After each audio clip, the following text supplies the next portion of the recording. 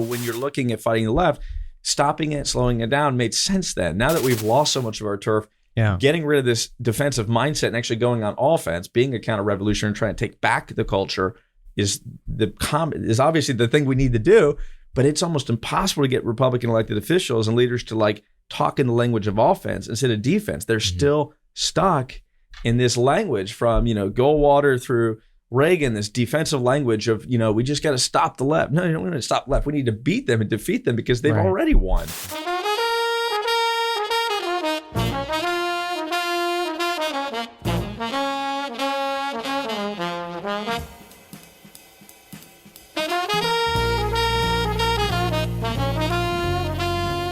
Howdy, everyone, and welcome back to Moment of Truth, the podcast of American Moment. My name is Saurabh Sharma. I'm the president of American Moment, and I'm joined by Nick Solheim, the COO of American Moment. And boy, do we have a great episode for you guys today. It's funny. I somehow accidentally went back and listened to the first episode of Moment of Truth. And accidentally? No, it was like I accidentally hit the trailer in like the podcast page for the podcast, and we have been doing that intro the exact same way since the first episode. It's the exact same words with the same intonation and like COO. Yeah, it's very strange and uncanny. But listening to that first episode also makes me want to pull my teeth out because boy, we sucked at it back then. Yeah. We've gotten better. And many of you still listened anyway. Yeah, I know, it's amazing. We had like 1,000 listeners baked in from day one because you people for some reason care what we have to say. Anyway, we've got a great guest for you guys today, as always. We had on Anthony Sabatini, who's a member of the Florida House of Representatives. And is going to, answer the Florida question for us. Tell us about... Should it exist? Yeah, that's right. Should we detonate thermonuclear bombs in the thinnest parts that it floats off into the sea? No, we shouldn't. Florida's great. We should do that to California, though. No, we should not do that. Stop Fed posting on the podcast. It was a great episode. But before I get to Anthony's introduction, as always, be sure to go to americanmoment.org/join. There's a ton of great stuff on there. You can also, as of right now, be reaching out to us. Nick, how can people sign up for AM Fridays if they'd like to? They can email info@americanmoment.org, which goes to my inbox. Yeah, and so if you do that, we're doing this thing this summer where we've basically rented out the entire top floor of a restaurant for every Friday lunch for 10 weeks. And what we're going to do is, if you're an intern in Washington and you want to get more involved with us, we're going to have free lunch every Friday afternoon and bring in a really cool speaker for 10 weeks. And so if you'd like to be part of that program, if you're a more senior staffer and you want to send your interns to that program, reach out to us. It's going to be a ton of fun. It's an expanded version of a beta program we did over the spring, and we want to keep growing it. And so if you're an intern in town, and that's going to be the way for us to give back to you for getting involved and also have you guys get to know each other better and introduce you to some really cool speakers. So, and let me just reiterate, free lunch. And it's like good food. It's good food. Be there. Yeah, it'll be a good time. So reach out, email info@americanmoment.org to find out more about that. In general, just troll around americanmoment.org and find all the weird and wonderful stuff we're doing, including all the backlog of this podcast. We're, I think, like 60 episodes now. Jeez, like over 75 hours of content. It's crazy. You can listen to the backlog of the Up From Chaos conference, which I feel like there's been like 3 response conferences to at this point. It's really cute. Everyone's a realist now, I guess. It's very exciting. Everyone loves John Quincy Adams. That's now. right. Everyone. It's in vogue. But this week we have on Anthony Sabatini, who's a member of the Florida House of Representatives. He's also running for Congress. He's probably one of the most right-wing members of the Florida House, has been really pushing the envelope there. And in some ways, he loves Governor Ron DeSantis and has given us the skinny on why he's just as good as his federal reputation has. But he also pushes Ron DeSantis to be better by saying we can do more. And so it was really exciting to have on Anthony. He's also running for Congress, as I mentioned. He's had 5 of his bills signed into law by Governor Ron DeSantis, including things like constitutional carry. But he's also pushing for future reforms like E-Verify and other things. He is an attorney by training, although I don't think he's actually practiced law a day in his life. But he has received his BA in JD from the University of Florida, and he also serves in the Florida Army National Guard. He's a fantastic guy. I mean, we just had a wonderful time. He's a buddy of ours, shooting the breeze. As always, we're a 501c3 organization, so having Anthony on as a guest should not be seen as an endorsement of or a disendorsement of his candidacy. We had him on for educational purposes to tell us more about the wonderful state of Florida. But if you're trying to get the inside scoop on how exactly all this Disney stuff is going down, he has a really great explanation in this episode on how that went down and what more needs to be done to really make the mouse bleed, to really make the mouse cry. That's the plan. And so I had a great time talking to Anthony. What did you think about it, Nick? Well, I think that Anthony is one of the most real. I used to work, one of the first jobs I had was in the state legislature in Minnesota. And man, there was not a bigger group of like fake do nothing people. And so it's really, refreshing to be with Anthony and to hang out with someone who's actually a true believer on this stuff and who actually does something. I think that's something that's going to be very alien to people in DC who are meeting Anthony for the first time. But it was a fantastic episode. Lots of Disney bashing. It was great. Yeah, we had a wonderful time. So we'll go now to Anthony Sabatini, a representative from, I think it's Western Orlando is technically where his district is, and we hope you enjoy it. Anthony, thank you for coming on the podcast. Hey, it's awesome to be here. Appreciate you guys. You are, I think, maybe our fourth or fifth elected official, only our second state representative. We had on Delegate Riley Keaton a few months ago, but we're really excited to have you. We've known you for some time now. Why don't you start by telling our audience just a little bit about yourself, how you got to the point where you are today? What's your story? How'd you get involved in politics? So it's kind of interesting. I was not super political when I was younger in high school and college, but basically what happened is right when I got out of college, I moved up to New York City for a job. And living in New York City and being around radical leftism, like once you're entrenched in the environment of radical leftism, it sort of activated me. It was like being a fish out of water was what actually made me more interested in politics. I actually moved to New York City the week that Bill de Blasio got elected mayor, like literally that week. It was November 2013. They had so right at the beginning of the decline. Pretty much. Yeah. So at that point, being around a lot of leftists, right? I used to call them liberals. I didn't realize it was like something very different from normal liberalism. It was like something 10 degrees worse. Made me really interested in politics. I joined the Republican Party, started going to Young Republicans in New York, and got pretty involved. And then when I decided to go to law school the next year, I moved back to Florida and started running for office right after that. But it all started being in just a really radical leftist environment, and the kind of nasty cultural feeling you get from leftists when you're surrounded by them. So, and where in Florida were you from? So I grew up in a town called Mount Dora, and then later Eustis. It's two towns just outside of Orlando. It's about 35 minutes west of Orlando. Just a typical, iconic, small American Florida type town. And went to University of Florida for college, and joined the Army National Guard when I was there, and double majored in history and philosophy because I wanted relevant degrees for thinking. Yeah. And then did some ROTC time, then moved to New York, was active duty National Guard officer there for a year and a half, almost 2 years, and then came back to Florida for law school at UF. That's incredible. So what was it like to make that first decision to run for state rep? Was state rep the first office that you ever ran for? No, it was city commission. It's an interesting story. So I was a 1L my first year of law school, and I was interning that summer for a judge who's now on the Florida Supreme Court. His name's Alan Lawson. He's one of our most conservative judges. And I wanted to clerk and do the legal thing, but I was so obsessed with politics. And Donald Trump was running that summer. This is summer 2016, early summer. Obviously, he was running before that, but this is when things were really hot and heavy in the election. And I said, I got to run for something like now. And in my hometown of Eustis, there was an opening on the city commission. So I got on the city commission that fall and I won. And it was quite interesting because, I was one of those typical guys that thought, well, everybody's Republican, so they all must be very conservative. All the city commissioners were Republican. But all these fights were arising, even at the local government level, and they would shy away from them. And I embraced them. And so it kind of made me well known. The biggest one being the Confederate monument controversy at the time. I said we need to protect them and speak up for their status in American society. Nobody else did.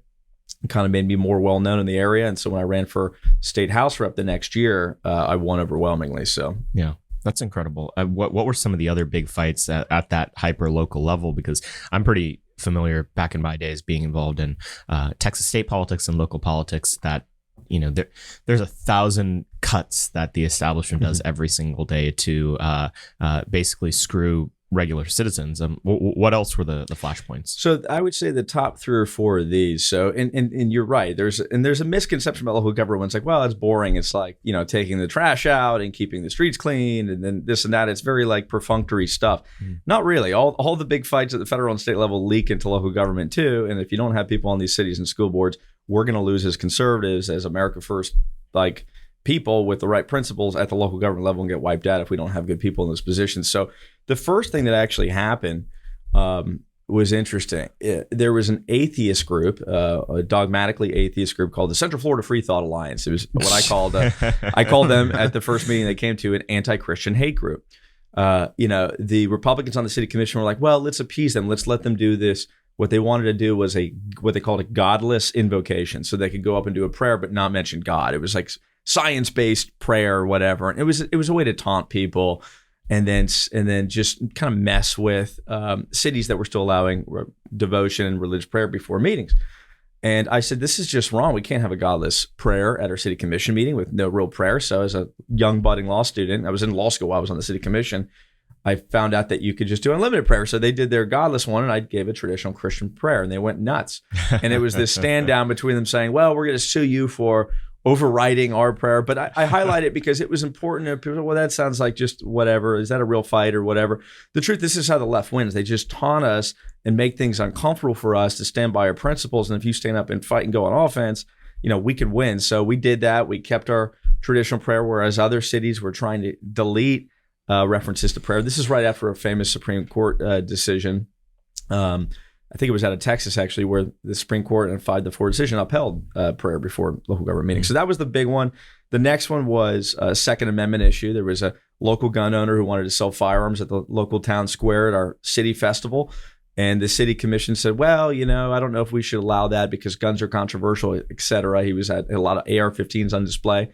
And, I threatened to sue my own city. I was on the city commission. I said, I will sue you personally if you don't allow him to have a gun permit. I actually found a statute that they had violated by even making his gun permit contingent upon whether they could, the fact that they even tried to deny it was they broke the law. Mm-hmm. So we won that on 4th of July. He displayed his guns. And then the third big fight was this Confederate monument fight. Mm-hmm. And so all of these sort of issues about just our basic values, common sense stuff that the left was trying to stand us down on in a small Republican town kind of helped me sharpen my teeth and get ready to run for a higher office.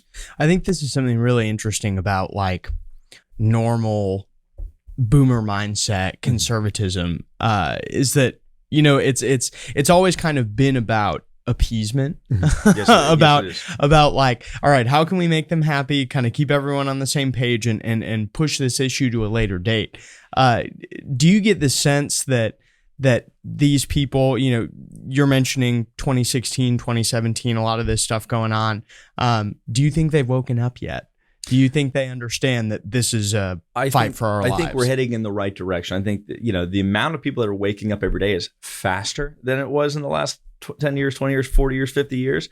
But I don't know if it's fast enough. My goal is to try to wake people up more, right? As an elected official, I'm pushing policy. I'm trying to get some good things passed. I've had some bills passed into law that I'm proud of. But the truth of the matter is I think the pulpit and the rhetoric and trying to wake people up is more important. A leader once famously said, you can be, as a leader, you can be a thermometer or you can be a thermostat.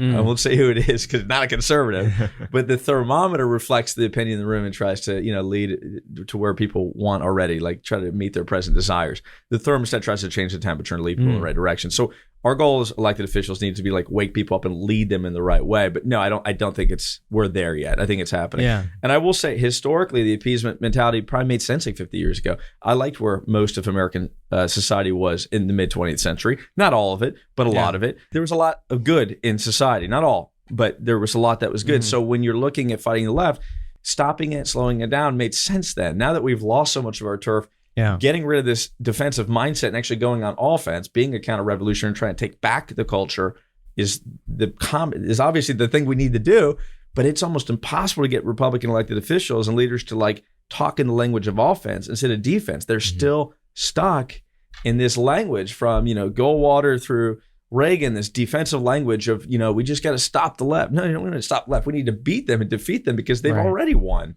in so many ways. And, this is, I think, one of the most important things for elected officials to do.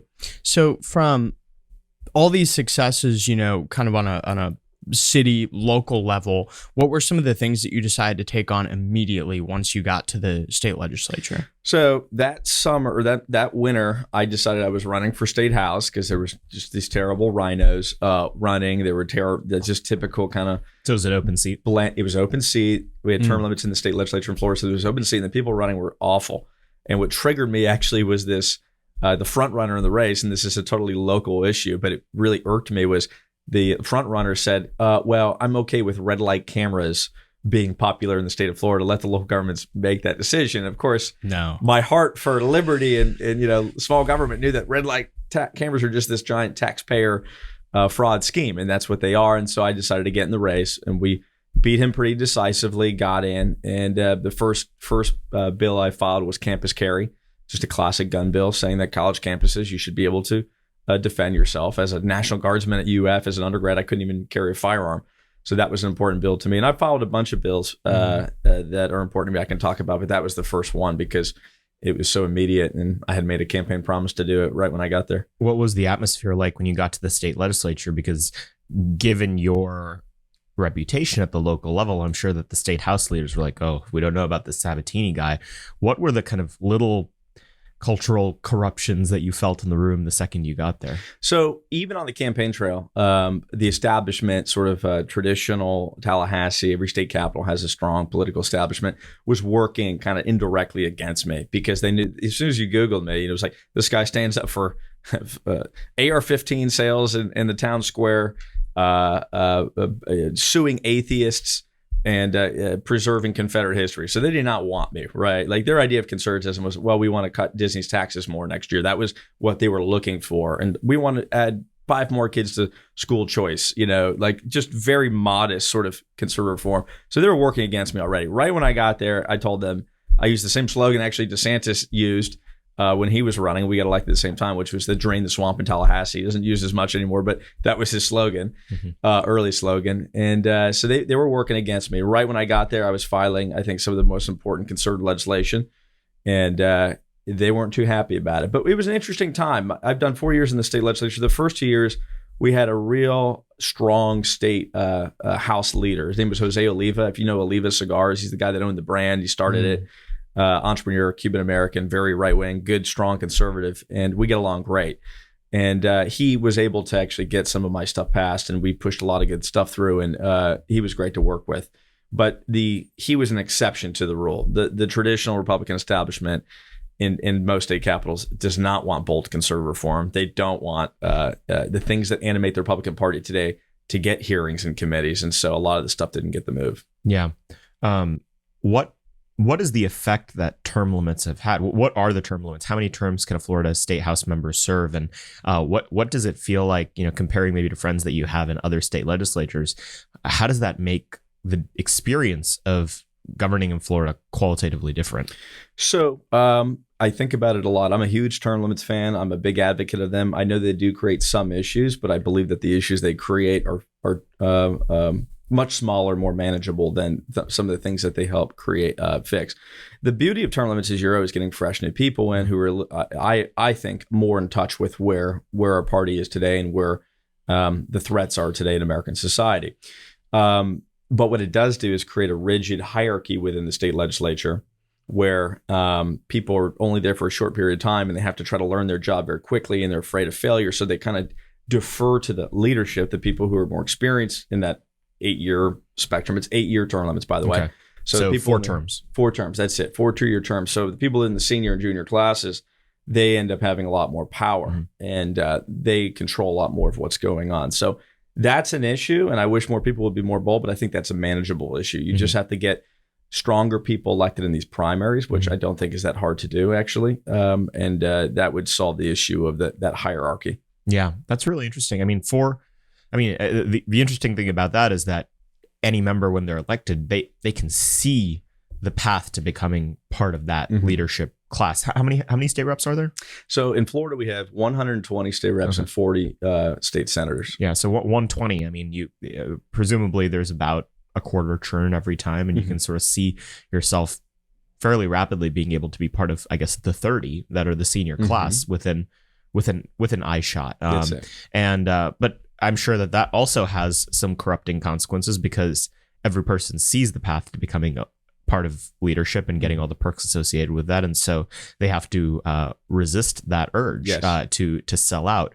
What did those pressures concretely feel like when you got there? I mean, it seems like the Florida establishment kind of knew they weren't going to be able to co-opt you, but I'm sure colleagues felt it, and other people did too. I had a unique perspective on it from the very get-go, having watched a lot what was going on in Congress, and in Congress and state legislatures are more similar than I think some people would probably assume.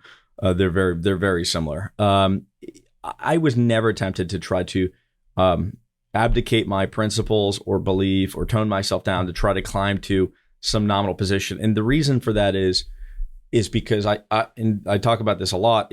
I think there's a fundamental division between people who want to try to exercise power and people who want the perception of power. And real power, it's almost like the thermostat metaphor, is about actually going out and fighting and changing opinion and actually getting people to have to think or react differently. The perception of power might look like your power, but you're generally, a lot of these folks who are in various pockets of the legislature and different departments, everything else, they're not actually exercising power independently or doing anything independently. They're just having power exercised through them. So if you're the subcommittee chair of transportation, blah, blah, blah, blah, blah, it might look like you're calling all the shots. You have the placard, you got the lapel pin, you're doing all this. But the truth is the Speaker of the House or whoever's in the political structure is just telling you, in most cases, exactly what to do. So even though you're this vessel exercising the power, it's not real power, right? It's just it's the image of power. And it's an important metaphor, I think, for the younger member to understand. Like, if you want to be real powerful, they'll tell you, oh, well, you gotta toe the line. Well, actually, you're giving up your power by towing the line. You're giving your power to people who are exercising it through you, and you just have gained the perception of power. And I kind of understood this immediately, and so I have no interest in changing my votes or my rhetoric to try to achieve some nominal position. And the truth of the matter is, in these state legislatures, and the Congress is true too, the Speaker really controls almost all of it. There's a few people with all the power, and then there's people jockeying over each other, submitting the power that they have, the sacred trust of the people and the power that they've been given, to try to be vessels in which power is exercised through. Why? Just to get that perception of power. Yeah, that's very interesting. And I suppose none of this conversation can happen without the context of the particular time you got elected and who was also elected at the same time, which was Governor Ron DeSantis. And, in our conversations over the last few years, one of the first questions I always ask you is because of my experience in Texas, where our governor in Texas was very good at seeming like he was this great right-wing champion at the federal level, but in reality, to the extent he ever did anything good, it was because he was pushed. Yes. And more often than not, he was stymieing conservative reform. And so I think it's pretty clear, and you and I would both agree, Ron DeSantis is the best governor in America, and it's not close. But that doesn't mean that he's a 100 out of 100. I mean, and you criticize good people so that they can be great. And so tell me a little bit about what your perception of DeSantis's governorship has been from the beginning to this point, and what were the fights that he decided to pick? How do they relate to the fights that you've decided to pick? And paint a history. Sure. So I think the best way to understand DeSantis is the fact that he was a Freedom Caucus member. It's very rare that a member of the Freedom Caucus, a really principled, constitutional, conservative, independent-minded guy in the Congress, gets elected to the governor of a state, much less the third biggest state in the country. I mean, he was coming into his governorship, he's the most principled, one of the most strongest patriotic Republican congressman we have, period. So he gets there, and it was just shocking. Remember, he had to beat the political establishment. I was a day one DeSantis guy from day one. Why? Because he was my congressman, and because I knew that he was just a real fighter in Washington, D.C. against the swamp. The guy who was running against was a guy named Adam Putnam. He's a lot like your typical governor, super safe, follow the crowd, not trying to actually do anything bold or risky, but really just try to appease wherever the electorate is so he can exercise power in some other way, personal gain, whatever it be. And so when DeSantis beat him mostly through Trump's endorsement, It shocked everybody. Nobody knew what to expect. And I was very happy from day one. And so I've been less surprised by the bold, amazing conservative reforms that he's pushed through than most people, because I knew that if you get a guy from the Freedom Caucus elected governor, they're going to do some pretty cool stuff. So, obviously his biggest early fight, the most important early fight, he did some really good things. We banned sanctuary cities really early on. We did some really good things when it came to law and order in Florida. I mean, some good stuff on taxes, school choice. But the first really big fight where he took a major risk and stood up for freedom was COVID. And, me and DeSantis, I will say, were the only elected officials in the state of Florida who were speaking up against what was going on in terms of the federal regime and ideas around COVID. Fauci and the CDC and the lockdowns, everything else. It was just the governor and me. And of course, I'm in the legislature, not in leadership. So I wasn't able to poll any kind of real political power, but I was able to basically push the narrative that this was all wrong. I mean, the school closures were not based on science. The lockdowns were not based on science, any of it. So that was his first big fight, was pushing back against the narrative. And then, of course, ending the lockdown rather quickly, being more pro-business, and then fighting against the federal mandates later when it came to the vaccine and everything else. So that was his first big major victory that I think made him the best governor in the country. And to this day, really has crafted his national appeal. So I think one thing that's so enthralling, I guess, about his governorship is that he actually knows how to wield power. I mean, we have 20-something Republican governors across the country, and as Saurabh has said, DeSantis has kind of stood head and shoulders above the rest on not just COVID, but on law and order, on a lot of this trans ideology. What do you think it is about, his strategy, or maybe the political makeup of Florida that makes all those actions possible? Yeah.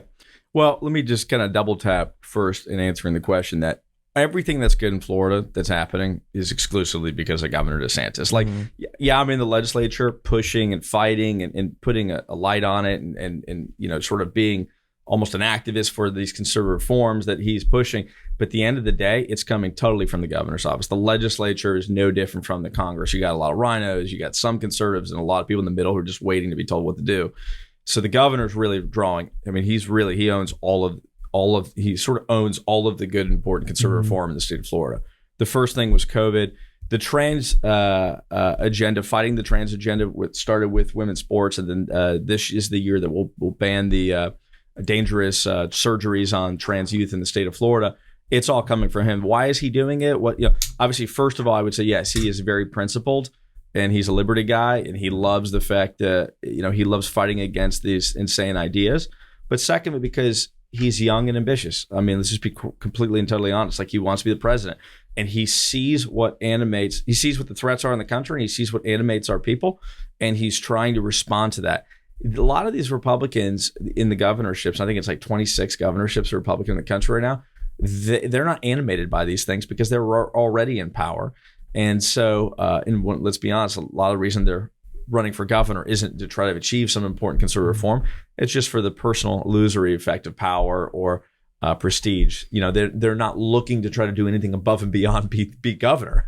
It's just sort of like keep things stable, go with the flow, and then that be it. So they're not animated by the same principles or ambition that animate Governor DeSantis, and he doesn't really have a close second. Sometimes Abbott will do something that indicates that he's got some ambition and wants to be the president, but that's it, and he falls way by the wayside of DeSantis. But there's really not even a close three. I mean, I like what the Oklahoma governor's doing. There's a few governors that will throw things out that are really good, but most of them aren't trying to rise to the occasion like Governor DeSantis is. Well, and a lot of it too, I think, has been very performative. I think that people talking about what other governors have been doing, they've been trying to copy him, right? Yeah, and so try to copy some of the rhetoric and do some things. So like when Governor Abbott sent all the illegal immigrants up here to DC or whatever and let them off over by Union Station, there are a ton of practical things you could be doing on immigration, but it's just not. So what do you think? You've said it yourself that, DeSantis wants to, run for president, but I I really think there is something important to be said about how do you manage and run a red state. When you have power, how do you utilize it to create a great place to live for people who have grown up there?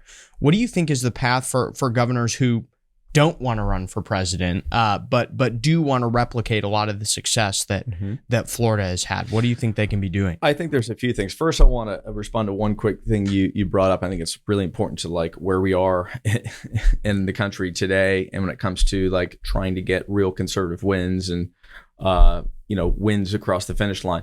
And it's this dangerous thing that a lot of Republicans do, which is called window dressing.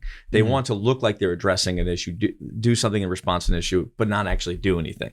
So like sending illegal immigrants to D.C. is sort of window dressing. It gives this perception that we're responding to this illegal immigration crisis, we're getting rid of these guys, we're reacting, we're being strong. But the truth of the matter is they're not doing anything. There's no tangible result that got us or the country in a better position on the issue of illegal immigration than them not having done it at all. So this is what they do on so many different issues. Window dressing is the number one go-to thing for Republicans. Like try to look like we're addressing an issue, send out a fundraising email on it. You see these guys do it all the time, but not actually do something like pass E-Verify, which would stop illegal immigration, right? By like turning off the faucet. Like there's no more jobs for you. The business owners are in trouble if they hire you, and these people will just be gone. That's far more dangerous to do and it takes serious political courage. So you're not going to see them doing that. The bus thing is something that they're going to be more obsessed with. I had to jump into that part, but repeat the other part of the question because I think it's the most important distinction for our electorate and like people to know and to identify and to try to correct on the spot. Yeah. So how can Republican governors who are not trying to run for president authentically replicate the success that Florida has had? So some of the most important reforms that can be done at the state level to try to save the country, to save the republic, but also your own states. And some of it is replicating Florida. Some is doing some things that we still need to do. But one of them is getting to a 100% voucher school system in public education. These things like getting critical race theory out of the public school system, it's like whack-a-mole. I mean, you pass a law saying you can't talk about critical race theory. They're just going to change the terms. They'll find other ways to exercise that same thing. The doctrine will still leak into this fundamentally wrong system, which is this government-run, leftist-run, bureaucratic-run major component of our economy. And of course, a half or a third of every state budget goes straight into education. I think it's something like 40%, 30% healthcare, and the rest is discretionary. We need to go to 100% pre-model, not just because of this idea of like everything needs to be privatized, which I mean, privatizing is great and everything, but because you can get models of education that create conservative citizens again if you get them out of the government schools, whether it be religious education, maybe something with some values-based, military education, great books education, classical models, whatever. Going 100 miles an hour towards a 100% voucher school system in the red states is the single most important thing you can do to try to create better future citizens. It's not an immediate effect to save the country, but it will work very well. And Florida loves to pat itself on the back and say we have the most school choice, but 95% of our K through 12 dollars are still going to these government schools, which are creating a certain type of citizen that just, I think, leans more in a liberal direction. It's just the way, the model of education that's built into the system. So if we can just go, I mean, I think we should have done it 10 years ago, just 100% voucher school system at the state level. Every single parent gets a voucher school. Those parents are going to send their kids to largely, not all, but mostly unwoke models of privatized education. I think that's the single most important form that can be done at the state level. Number two, on a different topic, is E-Verify. I think every state needs to pass E-Verify immediately. Also, by the way, very bipartisan. It's like 60-70% approval rating. Get rid of the illegal immigration, stop the replacement of all citizens that are here with new citizens, and take care of our own people. Like focus on taking care of actual Americans and fixing the mess that we've created in this society, on many different levels, by stopping the just constant new stream of citizens that, let's be honest, our institutions have failed to even Americanize. Like there's just, people can want to be Americans, and our institutions are pushing back against the immigrants that are coming already, legal or illegal. And so this is just something that needs to stop immediately, and E-Verify is the fastest way to do it. It's really like building the wall, but doing it like effectively. I mean, we still need to build the wall, but E-Verify, you can do it like now with that. So those are probably the two most important forms.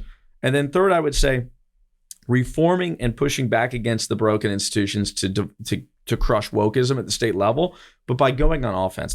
Critical race theory, Barron, very important. We got to do it now. We did it in Florida. It's very important. It's one of the most, I think it might be the single most important thing that DeSantis pushed through was a ban on critical race theory, both in schools and in the private sector workplace. We passed it 2 months ago.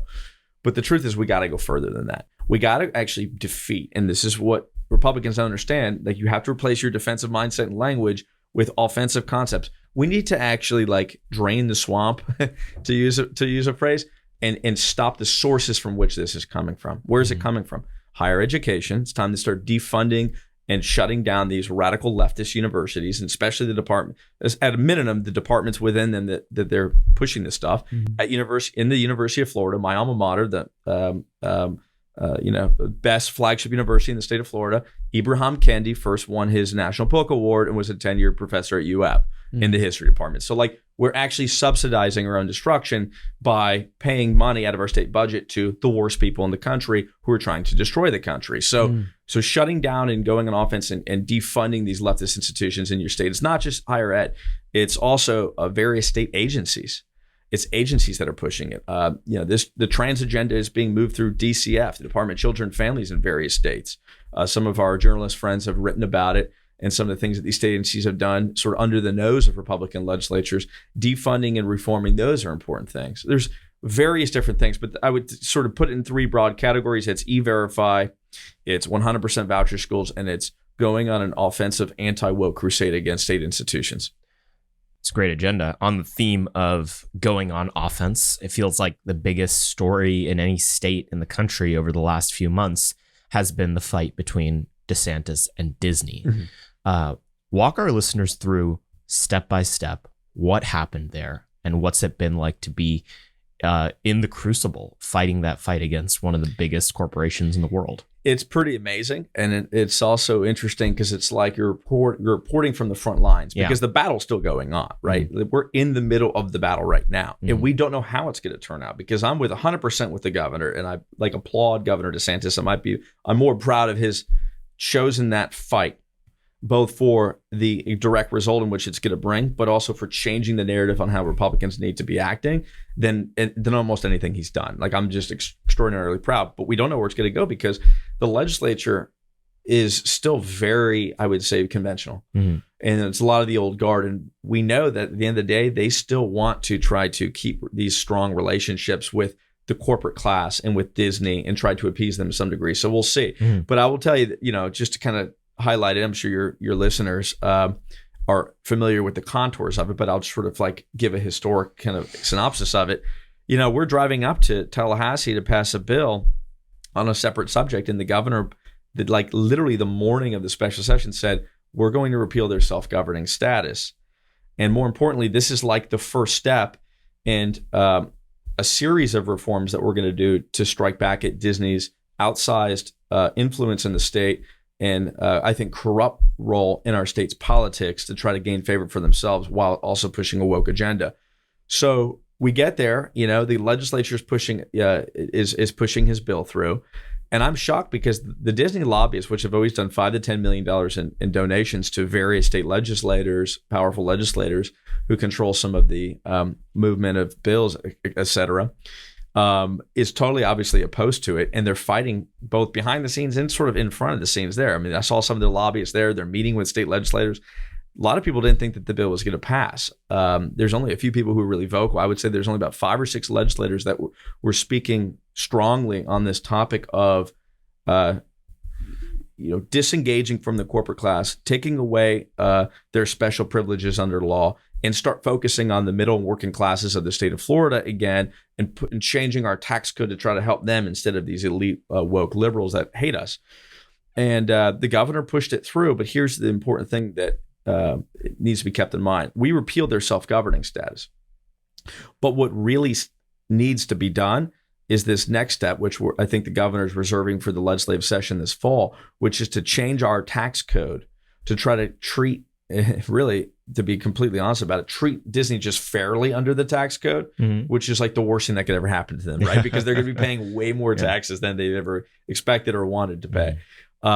Like $600 million more. I mean, Congressman Gates wrote an op-ed saying if we close what they call the combined tax loophole where you can lie and say that you're making money in Delaware or Nevada or whatever, and basically have like safe havens within the country and say that you're not making the money in Florida. You could pay a state less tax. Texas closed the loophole. Florida still needs to do it. That could be the single most important reform that needs to be done to really punch these insane woke companies in the face. And Governor DeSantis, I think, will get there if the legislature is pushing it also with him, because he's doing all the heavy lifting himself. But I would say that's the most important next step that needs to happen in this fight against Disney. Do you feel like the temperature has changed with the way that other corporations have been acting lately? Oh, yeah. What's that been like practically? What have you seen? Because it feels like everyone's scared. Because DeSantis made the mouse bleed. And so, who knows who could be next? They freaked out big time. I mean, they kind of went nuts. They went radio silent. They fired their comms director. I'm not sure if you saw that story. Their PR guy at a big Disney corporate in California, and he's gone. And so they're just sort of waiting in the grass. And their goal is to try to build relationships with the legislature, or maybe even repair the relationship with the governor to try to get back to where they were. I'm here to say that like no Republican should even be open to the idea of giving any special privileges to Disney or any of these other companies anymore. Our goal at the end of the day needs to be to rid that corporate relation, that globalist corporate relationship to the Republican Party, and change our tax codes and our regulations so that we're privileging like our actual voters, our actual friends, our actual people in the state of Florida. That needs to be the ultimate goal, but Disney's already working to repair it. These other companies are watching very closely. The other big theme parks in the state of Florida, like SeaWorld or Universal Studios, which are literally right next door to Disney, have been radio silent on the topic the entire time because they don't want to lose their privileges. They have special tax privileges. Yeah, they don't have the self-governing status that Reedy Creek, aka Disney, had, but they do have these like various like job creation tax incentives and grants, other types of handouts from the corporate class of the Republican Party that also need to be rid. And they don't want to lose those. So they've been very quiet. But I would tell you, I don't care if they're quiet or loud.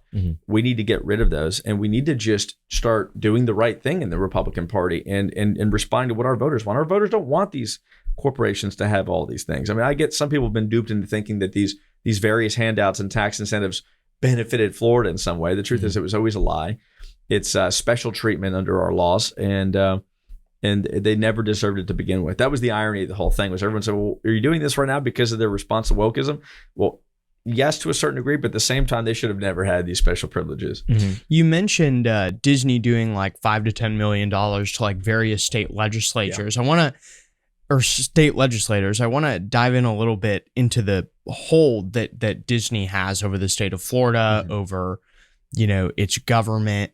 How did that all like come into existence pre this whole controversy? I mean, what was the level of power they had prior to this? Enormous power. Gates always used to call a rodent problem. You got a rodent problem because the mouse is against what you're trying to do. They called it the rodent problem.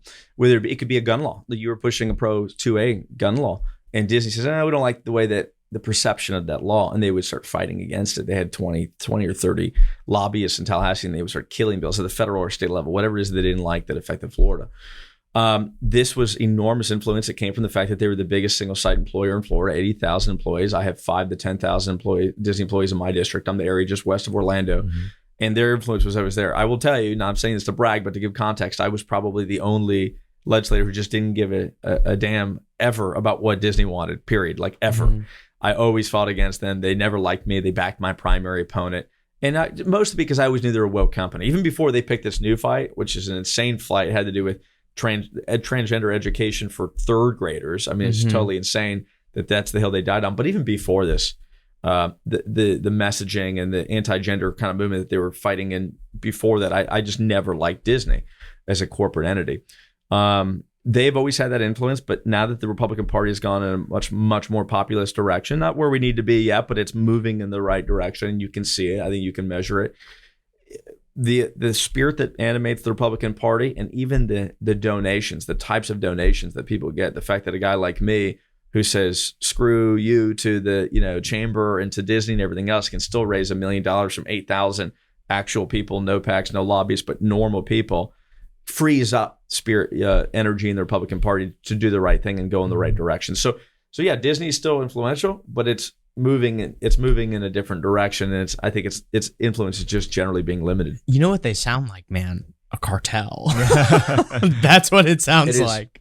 Yeah, 30 lobbyists. Or hitmen. They threaten members. They bully members. Yeah. They're pretty open about it. Some of their higher level lobbyists are really brazen. They used to really go after people that were doing things that were disagreeable. And Republicans would stumble over themselves to go to these various fundraisers and events and ribbon cuttings and VIP things. Of course, I've never been to a single one of them. I've never taken a dime from them, but they would always seek to build these relationships. And yes, they would literally control the Republican legislature. I mean, for DeSantis to stand up and say no more and sever those ties and to say, I will do whatever we want and protect Florida families and be independent of Disney's influence, shocked Central Floridians, all Floridians, but especially Central Floridians who've always lived in the shadow in the area around Disney. It just shocked them to the core. I've never seen anything like it. An enormous act of political courage from Governor DeSantis. I'm sure that Disney has been trying to weaponize the fact that they have all these employees in the districts around that area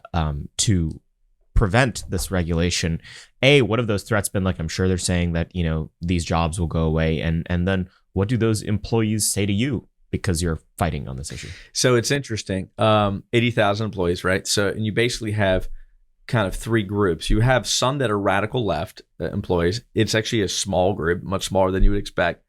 The largest group is totally apolitical. It's not a corporate headquarters. It's the parks. Yeah. It's like working class people who like service industry, tourism, hospitality, normal, working people. The largest group of their employees is just totally apolitical. They don't care about this stuff. And when they see that Disney's picking a fight with the state because they want a second grader to get a mandatory lesson on transgender sex and identity, it freaks them out. Okay, so they're with us. And then, of course, there was a lot of conservatives that work at Disney because why? It's a company that for a long time prized family and childhood and the sanctity of childhood and imagination and the innocence of childhood. Like it was at one point a family company. So you have conservatives, you have apolitical people who are with us. A super majority of the feedback I've gotten from the Disney employees are with us. They're shocked to know this, to know that Disney chose this fight, and they're freaked out by it. And so, yeah, they're with us. They're just trying to get this thing past them. They want to go back to normal, and they're just freaked out by what Disney's done. And some of them have quit. I've had a lot of people who work there quit and say that they can't work there anymore. And I've had a lot of people say, I never worked there, but I've been a season pass holder, whatever, for years and years and years, and we just cancel our memberships with Disney and any affiliations. So that's the trajectory right now. I mean, the people are totally with us. Not that that's, and I don't want people to cope and be like, okay, we won. No. We need to expand the original parents' rights bill to the 12th grade. The legislature did the terrible thing, and I'm the truth teller that gets in trouble for sort of downplaying some of our conservative reforms. I always say we need to go further. Yeah. So the bill basically protected K through third graders from these types of lessons. The truth of the matter is transgender ideology and sexual orientation lessons don't belong anywhere in a public school. It needs to be extended to the 12th grade. And so Republicans are like, look, we're winning this fight. The public's with it, yada, yada, yada. Remember that if you set your goal to be this low and you reach it, doesn't make you a winner. We need to actually go and protect all 12th grade. And by the way, even that's how much of it is a win. We're still playing defense. At the end of the day, until all of these lessons are just gone from the culture and this sick perversion is gone from the culture, we haven't won, in my opinion. Yeah. But we need to do it next year. It needs to go to the 12th grade, 100%. So I think this category of reforms is great. The things that you are taking an even more right-wing stance on than maybe Governor DeSantis has chosen or the legislature has. So it sounds like E-Verify is one of the big verticals there, going even further on this Disney tax loophole, going further on what the media called the Don't Say Gay bill, but was the reality that we shouldn't have this demented ideology in schools. What are some other things that you're pushing the envelope on? And look, I mean, I'm of the belief that any healthy political ecosystem has use in it, like people who, because there's where the middle are, but you need carrots and sticks on either side to actually pull people more and more in the right direction. It doesn't mean that everyone has to be an Anthony Sabatini, but you need 5 to 10 of them, otherwise the legislature won't feel the need to move forward. What are some of the other things that you think Florida can and should go even further on? Well, I'm a freedom guy. I'm a liberty guy. At the end of the day, as much as I engage in these populist issues and these issues about culture. At the end of the day, I just want to see more freedom. I want to see less government, let people live their lives and live their lives virtuously. So for me, it's like getting rid of a lot of the grift and graft, like in the government, like this program called Visit Florida, which every state has, a giant tourist agencies, which is just doles out money to major corporate donors at every state. I want to see that shut down. I want to see more parents' rights. I want to see 100% control of education by parents and vouchers. Those are really big. I want to get rid of, like I said, some of the grift. One of the most important bills that people would see as an esoteric issue or just something that might be minutia, it's actually very, very important, is a bill called banning taxpayer-funded lobbying. Mm-hmm. But taxpayer-funded lobbying is when cities, counties, school boards, various subdivisions of your state government will take the money that they're taking from your property tax or whatever taxes you pay to local government, turning around and using it to hire lobbyists to push things for like more government and more wokeism. Broward County, Palm Beach County, Miami County, liberal counties will take taxpayer money that the taxpayer think are going to police and fire, and street maintenance, and actually using it to push their human relations, woke, crazy agenda at the state level to fight back against Republican legislatures with your taxpayer money. Mm-hmm. So common sense reform that needs to be pushed through. That bill and a lot of the bills I've done, I've been the first guy to ever file them. And in the state legislative side, sometimes you got to file a bill years and years and years to get it done. Constitutional carry is another important one. I was the first legislator ever to file constitutional carry in the history of the state of Florida 3 years ago. It took 13 years to pass in Texas, as you probably very well know. Mm-hmm. In 3 years, we got it from being an esoteric kind of idea and like, that's crazy, to now the governor's saying, put it on my desk and we're going to sign it tomorrow. And just pushing that reform over and over is what's got it through. But those are two bills that aren't part of like the hot set of issues that I think animate the party right now that are really, but still really, really important bills. Yeah. And constitutional carry is more than just the tangible result of, getting rid of these permits and having more robust Second Amendment protections. It's the idea of protecting essential freedom. We need to protect essential freedom.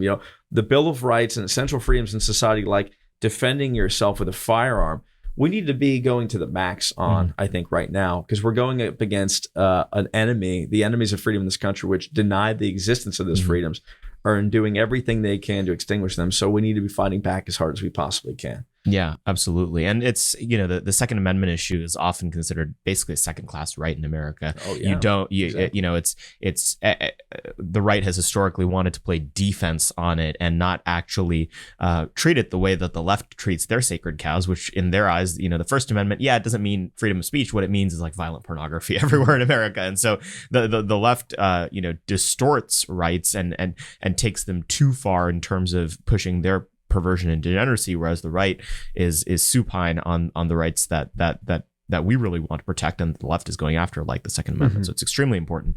I wish DC had constitutional carry. It has basically the opposite of it. It's impossible to get a concealed handgun permit in DC. There's like less than 2,500 people that have one. Apparently. It's okay. We'll help you out once you're here. We know a guy. Now I know. Yeah. But I think all of those are very true. And the taxpayer funded lobbying thing, again, we've dealt with a very similar fight in Texas, and it's almost a meta political question. It's not necessarily what's on the table; it's how the table is set to begin with. Yes. It's the shape of the table, and it's you think about the sources of power that the left has, and one of the easy weights on the scale they have in their ledger is that they get to use taxpayer dollars in order to advance their own interests. Yeah. Whereas we have to do the opposite. There's not a single dollar out there that government's going to put up for right-wing causes, and so it's an easy example. Rooting out and defunding and stopping the sources of radical anti-American leftism is really important. Mm-hmm. And if you say that, right, the old conventional mentality is, whoa, like how dare you say that you're trying to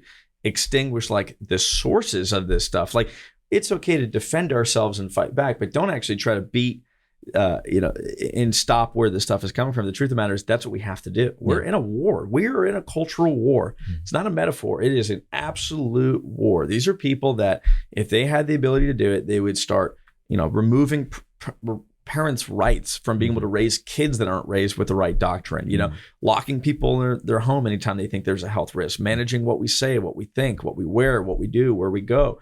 They want basically a managerial elite class a global class that manages every decision of every person. And we'll just be the serfs that just go along with it. And if people don't understand that that's the stakes, that is the stakes of where we're at right now and fighting against the left, then we're going to lose every time. Understand the field of battle. You're never going to win it if you don't have a vision of the field of battle to begin with. And that's where we're at right now. So in much the same way that the stuff you did at the local level was a preview into what you were going to do in the state legislature, you're running for Congress right now. Tell us a little bit about how the themes and the things that you've done in the state legislature would translate into the things you would fight for were you to be elected at the federal level in the U.S. Congress. Absolutely. So, a lot of times it'll be the same issue, just looking at it from a different perspective or doing a different reform, because why you're at the federal level, not the state level. So E-Verify, probably the most important way to fight back against illegal immigration at the state level. At the federal level, it's building the wall. I mean, there's different things, same topic, but there's different things. The first thing I'll do is co-sponsor a number of bills that I've already filed that are really important. I will co-sponsor Thomas Massey's bill to defund and shut down the Federal Department of Education. That is just such a common sense reform. I can't imagine. It's just shocking to me when you look back at 2016 to 2018 that we had total control and total power on everything. And there was a consensus among all Republicans of what we needed to do. And just to see very little of it get done. I think that's one of the most important things. This theme of education is very important to me because it's about the future. It's not just about the immediate moment, but it's about the type of citizens you're creating. And if we don't shut down the Federal Department of Education, we're just availing ourselves to the worst types of influence in society. So that's a really important reform. Paul Gosar's bill to create an immigration moratorium of at least 10 years, I think is really important. Shutting that down and studying the issue and then really building the wall, but stopping the importing of immigrants, legal and illegal, into the United States is an important way to preserve our culture and to bolster a focus on helping the working class and middle class, the people who are already here. I think it's the ethical and right thing to do. Those are some of the probably two biggest reforms. I talked a lot more about the CDC and Fauci earlier in the campaign. It's kind of fading away right now, but we can't lose focus of it. We have to go after Fauci, investigate what he knew about the origins of COVID and how the administrative power in this country used COVID and the idea of COVID to lie to the American people, and try to restructure our society and study it and look at it. And then just, of course, drain the swamp, like stop the CDC, stop the World Health Organization from the outsized influence it had and go back to freedom. It's one of the reasons I'm endorsed by Rand Paul. My race for Congress too is because of this focus on administrative power exercised through the CDC and what they got away with. And the truth of the matter is he perjured himself. If we don't go after him for the perjury that he committed, like on record, we're sort of complacent in the decline of the rule of law in this country because we're sitting back and letting people destroy these norms that we had for a long period of time. And we've done nothing about it. So I think he needs to be investigated for and prosecuted for the perjury he committed. Those are just a few of the things that are sort of on the top of my mind right now. But a commission into the general class of officers in the military about where and when they knew about the decline and the failure, almost purposeful failure in the so-called wars against terrorism over the last few years is really important. Of course, I agree with my good friend Joe Kent on this issue. I think we need a commission to study it, not just to hold people accountable who are now making money as lobbyists in the defense contractor industry when it comes to this topic, but also to prevent like another war. We're going into Somalia. We're probably going into Ukraine if these psychopaths continue to have power in this country. And we need to know that the lessons that we failed to learn from when it came to Iraq and Afghanistan are going to be applied again. And it's time to change them. And only a commission can do that. There's various amount of commissions. Remember, we're going to have power in the Congress, not the White House over the last 2 years. What can we do? Investigate and hold these commissions and get knowledge to both ourselves and to the American people about what we need to do once we get executive power again. What are the pressures that are put on you now that you're running for Congress again? In much the same way, I'm sure that there's people in DC that are like, I don't know about this Sabatini guy. What have been the little ways that the establishment has tried to corrupt or get involved in your race and do the same thing that they've always done? Well, Florida having really late primaries and always just by the nature of it, very crowded primaries, largely the establishment's just been sort of quiet and distant and disengaged from the race. Why? There's so many races. There's so many seats in play. It was like 70 seats are in play now. that they're just sort of distracted with more immediate primaries. You got Georgia, all this stuff coming up really soon.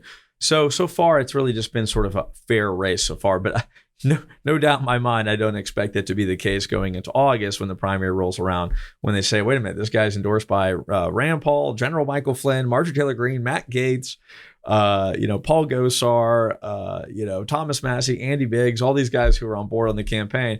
They know that that's somebody that's going to be an independent mind in D.C. and also be much more in touch with the principles of the new Republican Party and the new right. And so, no, I mean, they're definitely going to weigh in. It just hasn't happened yet. Yeah, I can imagine.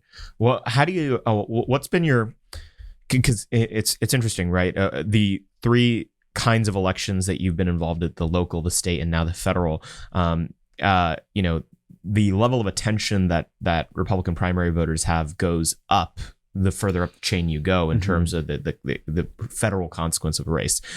But at the same time, I feel like voters have gotten much more engaged at the same time as well. How does the mood amongst the voters that you're talking to on a daily basis feel qualitatively different than it might have in another era for a different seat for a different race? It's way higher just from the nature of politics today, but also being in the state that is arguably the most talked about at the, in terms of the state legislature in the country. I mean, DeSantis has signed a bunch of my bills in law. I've worked with him on stuff. He is my governor. And so when I go to the door and I go to talk to people about the campaign, it's always through the prism of what's going on in Florida state politics. And state politics has taken an enormous amount of the public attention. Why? Because the issues that are most important right now, a lot of them are state issues. Election integrity is mostly a state issue. Critical race theory, mostly a state issue. The COVID tyranny was dealt with mostly at the state level. And so, people are looking at it through the floor, but it's higher than it's ever been. I mean, when I ran for state house in a primary in 2018, it was basically, most of the voter interest engagement, other than maybe one or two issues, barely was, how do you feel about Donald Trump and the America First agenda? Now, the level of detail in which they're following bills. What about this Disney bill? What are we seeing about critical race theory? And, are we really going to get rid of that? Because at my job, I'm being told that I need to apologize for blah, blah, blah. The level of engagement on specific issues amongst the electorate is like literally 10 times higher than it was in 2018 when I was running in a primary. Yeah. Voters are smart. And if their elected officials are actually doing something, they'll pick up on it and they'll pay attention. I mean, so many people, especially in this town, think the voters are stupid, and they always frame it as like, oh, that's why they like all these show horse members of Congress or whatever. But it's like, in a world where the leadership and the establishment in DC never wants to do anything, what else would they pay attention to other than the members that at least fight for them culturally on TV and in the public square? But I've always known voters to be much more sophisticated than that. And biggest divide in DC, I think, is the people who have utter contempt for the people who show up to a local Tea Party meeting versus the ones who actually kind of like them. And so you'll I think be part of the latter and not part of the former if you get elected. Anthony, where can people keep up with everything you're doing and stay up to date? Sure. So I'm on every social media platform at Anthony Sabatini. So I'm on Getter and Gab, Facebook and Twitter, everything in between. Truth Social. I think I'm Truth Social. I'm Vote Sabatini, I guess, because maybe I haven't found out how to get my handle yet. So I'm on there. And of course, my website is SabatiniForCongress.com. And then, of course, honestly, I'm probably the only candidate that does this or person in elected office, but I put my cell phone on every business card, every email, every mailer, everything. So if anybody wants to call me, it's 352-455-2928. Wow. And that was very bold.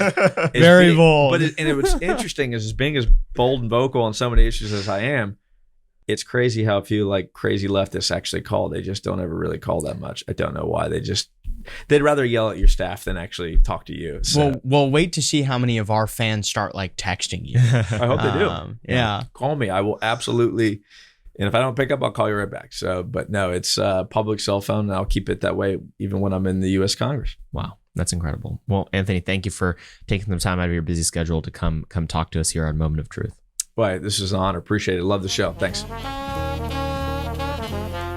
Told you that guy was going to be great and super high energy. It was a good time. Thank you guys, as always, for listening all the way to the end. We're extremely grateful. Again, we have no idea why so many of you listen to the show. It has to be the guests and certainly not us. Please rate and review this podcast 5 stars. It really helps us in the rankings. A lot of you have been doing it. It's very helpful. You can also see our ugly mugs on YouTube or Rumble. If you want to see the video version of this podcast, we have all these wonderful cameras taping, and so it's certainly worth your while to check those out. You can follow us on Twitter, Facebook, Instagram, Getter, and all the other platforms at ammoment.org. You can follow me personally at SharmaUS. You can follow Nick at Nick S. Solheim. When he posts, he's mostly posting like ultrasounds these days, because he has a baby on the way. Thank you guys for listening as always. Go to AmericanMoment.org, and we'll see you next week. Moment of Truth is an American Moment Studios production filmed at the Conservative Partnership Center. Our podcast is produced and edited by Jake Mercier and Jared Cummings. Our intro music is A Minor Struggle by Ryan Serenich. Don't forget to like and subscribe on all platforms, and you can go to AmericanMoment.org to learn more.